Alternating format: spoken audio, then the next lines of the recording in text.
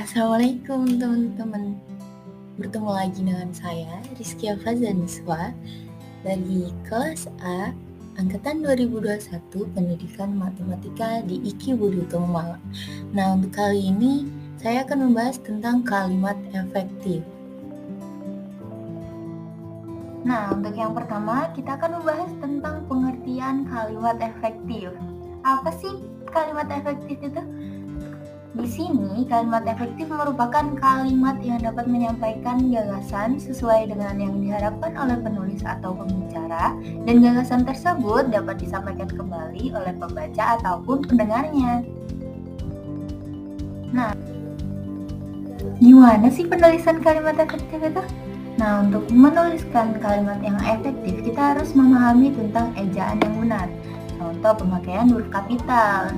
Untuk pemakaian huruf kapital itu digunakan di awal kalimat, di awal petikan langsung, di huruf pertama dalam ungkapan yang berhubungan dengan nama Tuhan serta kitab suci, di huruf pertama gelar kehormatan, keturunan, dan keagamaan, di huruf pertama unsur nama jabatan atau pangkat, di huruf pertama nama bangsa, suku, dan bahasa, di huruf pertama nama tahun, bulan, hari raya, dan peristiwa bersejarah, serta di huruf pertama nama.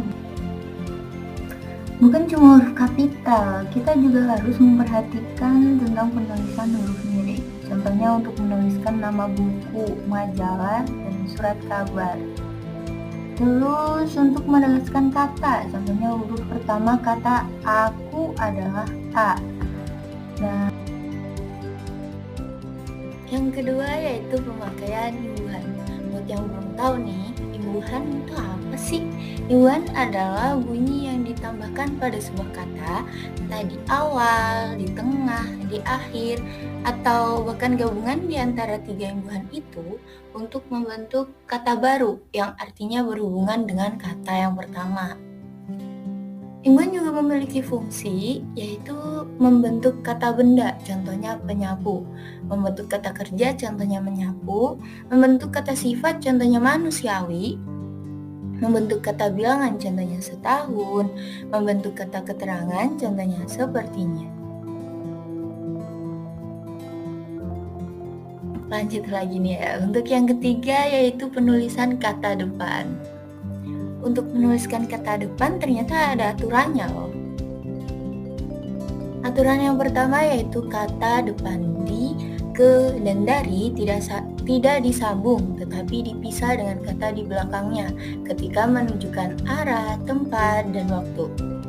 Contohnya di siang hari, di Surabaya, ke kantin, ke perpus, dan lain-lain. Terus aturan yang kedua yaitu aturan dipisah ini dikecualikan untuk kata depan yang sudah lazim. Contohnya kepada, daripada, terus dipukul. Lanjut untuk aturan yang ketiga yaitu ketika akan digunakan pada judul, maka penulisannya harus menggunakan huruf kecil.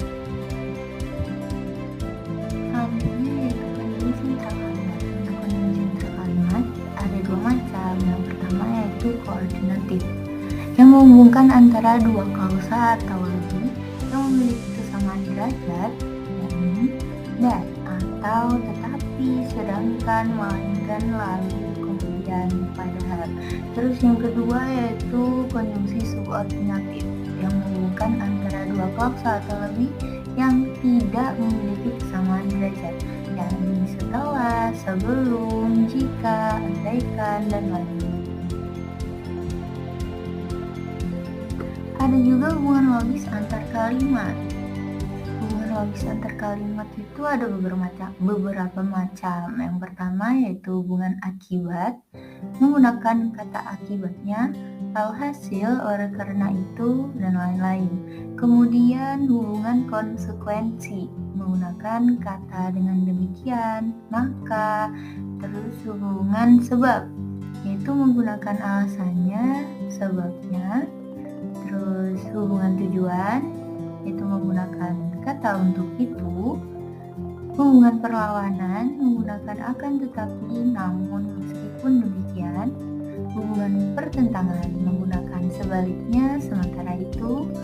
Kemudian hubungan waktu, menggunakan kata ketika, sesudah, sebelum, kemudian.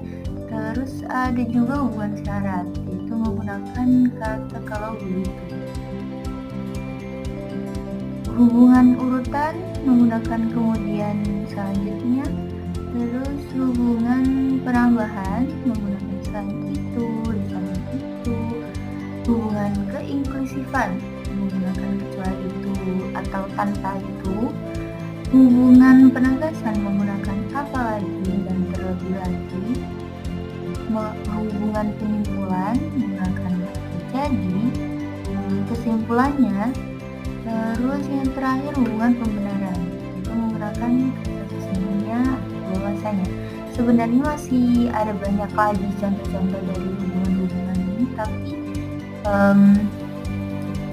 untuk mempersingkatnya saya kasih contoh dikit aja, 1 atau 2 atau 3. Nah, untuk yang terakhir yaitu kata sambung. BTW jangan bingung ya, soalnya di judulnya saya tulis sebagai kata sambung, tapi di pembahasannya ditulis kata hubung. Mohon maaf, tapi artinya sama kok. Nah, untuk kata sambung atau kata hubung ini ada beberapa macam. Yang pertama yaitu kata hubung aditif, contohnya dan, lagi pula, serta. Terus hubungan waktu, contohnya setelah, sejak, selanjutnya. Kata hubung pertentangan, contohnya tetapi, melainkan, sedangkan. Terus kata hubung pilihan, contohnya atau, maupun, ataupun. Kata hubung tujuan, contohnya untuk, agar, supaya. Ada juga kata hubung sebab, contohnya sebab, karena. Terus kata hubung akibat, contohnya sehingga, akibatnya. Kata hubung urutan, contohnya kemudian. Kata hubung syarat, contohnya kalau. Kata hubung tak bersyarat, contohnya walaupun. Kata hubung perbandingan, contohnya bagaikan. Terus kata hubung pembenaran, contohnya biarpun. Terus kata hubung korelatif, yaitu menggunakan tidak hanya titik-titik, tetapi juga titik-titik. Nah, titik-titik itu maksudnya adalah di antara kata tidak hanya dan tetapi juga itu ada kalimat lagi. Titik-titik itu diisi dengan kalimat, suatu kalimat di belakangnya juga. Nah, selanjutnya yaitu hubungan penegasan. Contohnya yaitu, yakni. Terus kata hubung pembatas, contohnya kecuali, selain, dan banyak banget yang ada